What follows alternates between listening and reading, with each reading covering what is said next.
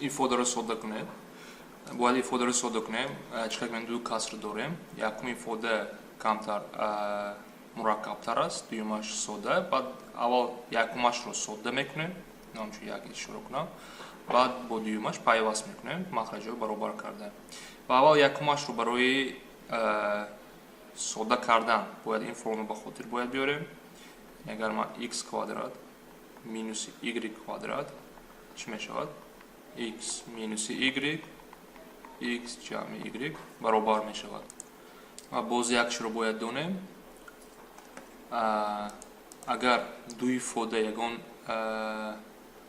рақамҳо ё як хел дошта бошанд, масалан бо ҳарфҳо агар ишора кунам x d минуси d y, x зарби d d зарби y, ҳар душ d-ро як хеле дорам, аз қавс берун гирифта метавонам d x минуси y навишта метавонам. Яъне ҳаминро ман ба касри якум истифода барам. Агар якро ҳамчун ёкне се а се б, серо аз қавс берун мегирем, дар адамин қавс а минуси б мемонад. Ва хати касрро нависам, хати ростхати. Баъд дар поён чӣ кор мекунам? Ин фарқи ду квадратҳо, яъне а минуси б а плюси б мебошад.